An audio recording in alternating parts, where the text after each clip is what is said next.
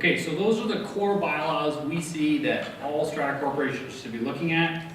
We, however, have a couple other ones that we're going to talk about, those being smoking, vaping, and I had to learn what vaping is, quorum for general meetings, who can sit on council, EV, electric vehicle charging, and common property responsibilities.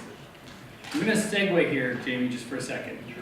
If your building is a sections building, so you have your strata corporation, and then you have a residential section, and a commercial section, or a townhome section, and an apartment section, whatever you have, section bylaws are much more complex because there's different bylaws for different areas.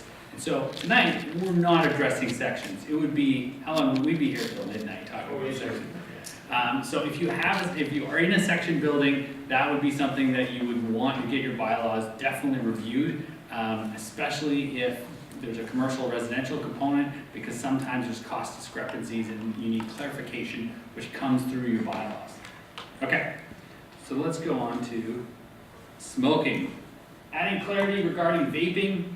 Different types of bylaws limit smoking of any kind, including marijuana or e-cigarettes, and restrictions on where smoking is permitted. So vaping, who knows what vaping is? Everybody? Ah, just me. Okay. Vaping is like an e-cigarette or something, and it usually comes in as like you still get it's not smoke, it's like vapor, and so technically it wouldn't count in a lot of smoking bylaws, or it's debatable. So adding clarity is a great idea. This is a bylaw, you can see the bolded area, where it's clarifying what is considered smoking, so they didn't have to redo their whole bylaw, they just added clarification that vaping is being considered as smoking. This bylaw is also limited on what you can do with smoking. We see more and more strata corporations putting in smoking restrictions. Some of them are no smoking in the building whatsoever. Some of them are no smoking on common property, but you can still smoke in your unit. There's all those different rules that you can have to reflect that of your community. Some buildings don't want any smoking restrictions at all. You know, it really depends on what your community wants. But there's all different kinds of restrictions you can put on, and I think that vaping or e-cigarettes are something that every strata corporation with a smoking bylaw should really review and make sure that their bylaw is addressing that. Any input on? Just a couple of points. We've got one Supreme Court decision and one CRT decision, both of which upheld no smoking bylaws. So I think when you add vaping to that, fits into the same category. Again, provided the enforcement process is properly implemented, I don't have a problem in saying to you that I'm 99.9% sure that you're going to be successful in shutting down that kind of bylaw contravention. Thanks, Jamie. Quorum, over to you. Quorum, it's a topic that probably comes up at a lot of council meetings as you're preparing for your annual general meeting. And the concern is, what is your quorum going to be, and how long is the meeting going to drag on if you don't happen to have a quorum? So you can see that Section 48 of the Strata Property Act identifies what your quorum is going to be or should be by default, which is 1/3 of the owners. So pick an easy number. You got a building of 300. That means you need 100 people to show up for your AGM or your SGM in order to have a quorum. I have found, and I've probably attended somewhere in the neighborhood of 700 general meetings, is that usually it's about a quarter to a tenth of the people show up for meetings, unless it's a significantly important meeting. And quorum generally is difficult to achieve if you use the 1/3 threshold. However, you can see in Section 48, that what happens if you don't get your quorum, you have to adjourn it and you come back a week later. So can you imagine having to go through the same registration process, waiting in line, and so on and so forth? However, the out is that you can pass a bylaw that changes the quorum requirements. So what I put down here is a bylaw that generally fits into your bylaw package somewhere around bylaw 25. And that's the bylaw that talks about persons who chair meetings. So I generally put this into that bylaw. And so what you've got here is a bylaw that says, instead of the normal waiting time and the quorum requirements, that you can wait for 15 minutes. And if you haven't got a quorum 15 minutes after you say meeting has started, then whoever is in the room represents your quorum. The key with this type of bylaw amendment is that if a group of owners present a 20% demand on the Strata Council to hold a special general meeting, so perhaps they're a bit of a renegade group and they want something that isn't something that council wants or the ownership wants. The wording here in this bylaw says that quorum requirement doesn't apply to their meeting. So if they don't meet the standard quorum requirements, then their meeting doesn't happen. So it's really just a way of saying, look, if you can't get your act together and meet the quorum requirements, we're not going to help you by letting you use our quorum bylaw. I'm sorry, could you just repeat that again? Sure. I'm getting your head around that. So there's a provision in the Act that says 20% of the eligible voters can issue a demand on the Strata Council to hold a special general meeting. So ordinarily, if that happens, the usual quorum bylaw would apply. So if you passed a bylaw and you didn't have sub 2 here, then that general meeting would only require a quorum of whoever's there 15 minutes later. So let's say they do a good job of banging on doors and they get a lot of people, quorum isn't an issue. But if they don't, and the deck is stacked, I guess, against them because they don't get it, if they don't have sub 2, the meeting goes ahead. Whoever is there, the meeting goes ahead. Sub 2 basically says, if they don't meet the quorum requirements, their meeting does not go ahead. So it basically does not allow that meeting to move forward. Yes? So can quorum consist of council members only? Council members are owners. Yeah. Yes. The answer is yes. Technically, if council decides Can you repeat the question? Yes, the question is, can a quorum consist only of council members? And my answer was, well, council members are owners, so they have registered for the meeting. But I don't want to get too far off topic in terms of proxy hunting and door knocking and so on and so forth. I just want to identify that apathy generally is the reason why general meetings get adjourned. So this bylaw allows you to avoid that apathy at a cost of having to adjourn your meeting. So you could hold it 15 minutes later after registration. So if you've got 300 owners and 35 show up 15 minutes later, that's your quorum. Yeah, I think in the industry we're seeing that time. It used to be an hour, and then it was half an hour. Now we're seeing 15 minutes. I've seen some bylaws that it's no minutes. And so slowly everybody's just because they're not creating turn. And then the question is, well, how do we pass this bylaw if we don't get quorum the first time? And that's easy. You just increase strata fees dramatically, right? And then everybody shows up, and then you can have quorum at that meeting. Okay, who can sit on council? Having membership. If you get low turnout, you're not going to get a significant amount of council. And so having your bylaws clearly define who can be on council and broadening it up will allow you to have a bigger pool of people to be on council. For some reason, every time I go to an AGM, I get the crowd riled up and we have like 16 people run for council. But I've heard that there's other strata corporations out there where I'm not at the meeting, where there may only be 1 or 2 people that want to be on council. And so one of the approaches to do that is there might be a really interested person that's a tenant, or there might be somebody that wants to be on council that doesn't necessarily fit within the definition of who's allowed to be on council, and so you can broaden that up.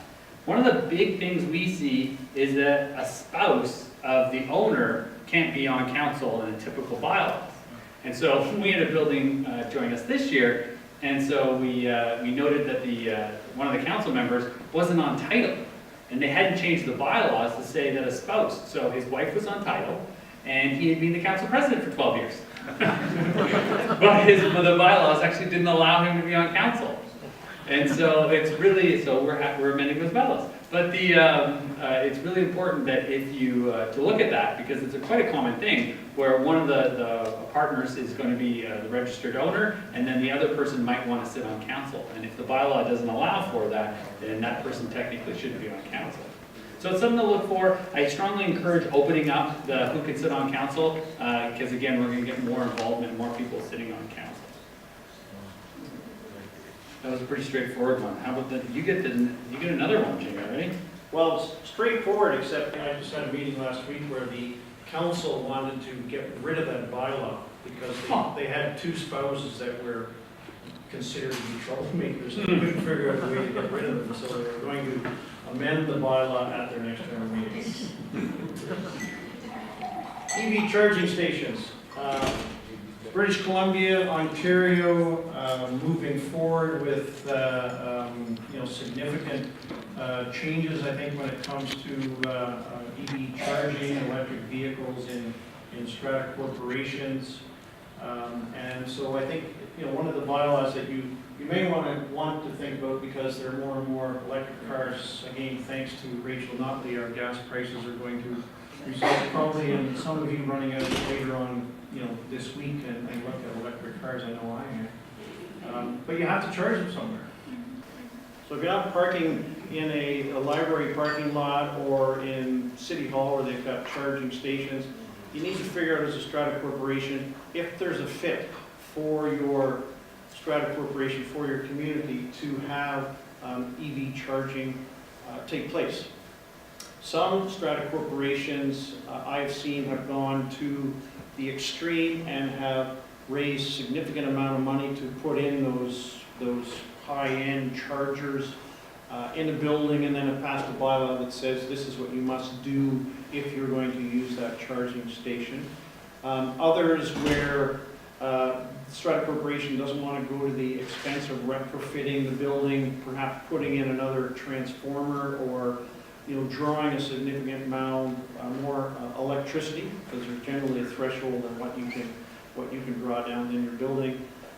They'll look at putting in meters on your regular 110 volt plugs to allow people to use those to charge.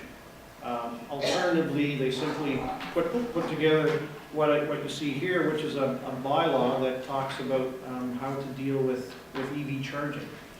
So just as an example, this is a bylaw that says if you want to be an EV user proposing to use a 110 volt outlet, this is what you need to do. Okay, fairly straightforward. And if you turn to the next slide, Sean. What it does is it identifies that there can be a user fee, and this number happens to be based on some data from a couple of years ago, $25 a month for a hybrid electric and $50 for a full electric vehicle. The user fees now can, as a result of a recent change to the regulations, section 6.9 of the regulations of the Strata Property Act was recently amended. Got it here, and so the amendment says when it comes to user fees, a user fee imposed by a strata corporation may be for a fixed amount or an amount determined on a reasonable basis, including but not limited to the following: the user's rate of consumption, so if you can meter and identify that consumption; the recovery of operating or maintenance costs by the strata corporation, so if there's a cost associated with the metering and the EV charging; the number of users, so the cost can go up, the cost can go down, depending on what's going on, and the duration of use. So these numbers could easily change based on the users, the drawdown in electricity, what's happening if the charging is happening in a building where you happen to pay a higher kilowatt hour charge in the evening versus daytime. So just things to think about if you're looking at putting something like a bylaw in place to allow people to charge their cars. Yeah, and just to let you know, I've signed off on 3 AGM packages in the last, say, 10 days where the strata corporations are proposing resolutions with EV charging. So that tells me that it's an active thing that's happening with strata corporations. So it's really something to start thinking about. Not that I can afford a Tesla, but maybe I can afford one of those Nissan Leafs or something like that. Okay, common property responsibilities. This is a really interesting one.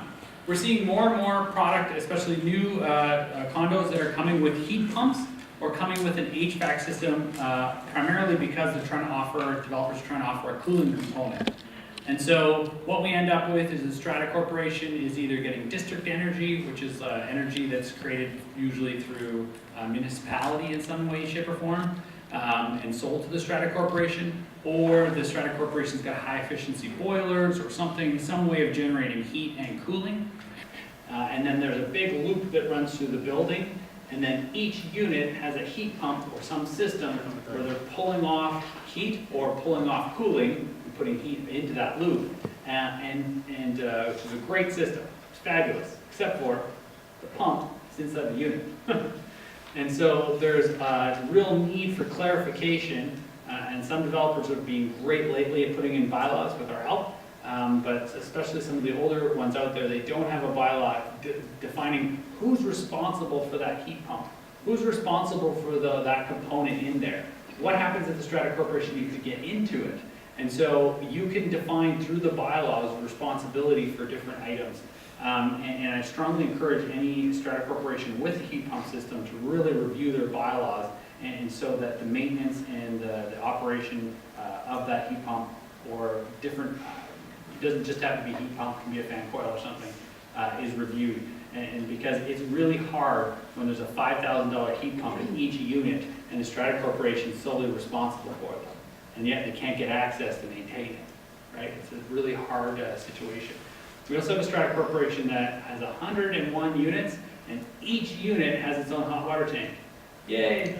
So that is something where that Strata Corporation is going to make it a homeowner responsibility, they're actually going to take the responsibility of replacing the hot water tanks, because if you leave it up to homeowners, the hot water tank has a life of about 10 years, they're in their 8th year, holy moly, that's going to be a lot of water problems if people don't replace their hot water tanks. So in that case, they're actually going to take responsibility for something that wasn't necessarily their responsibility.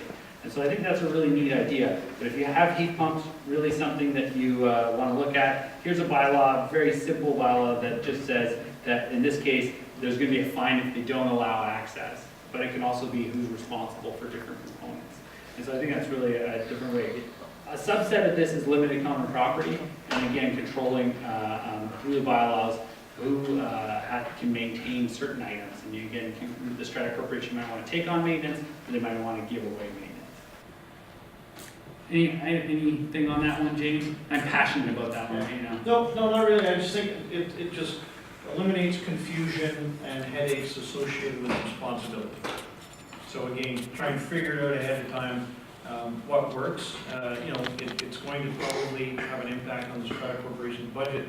But on the other hand, if you've got 101 water tanks, or wherever the number is, do you want the owners to be responsible for that, or would you prefer to take that on and eliminate the risks associated with having an all-water water tank?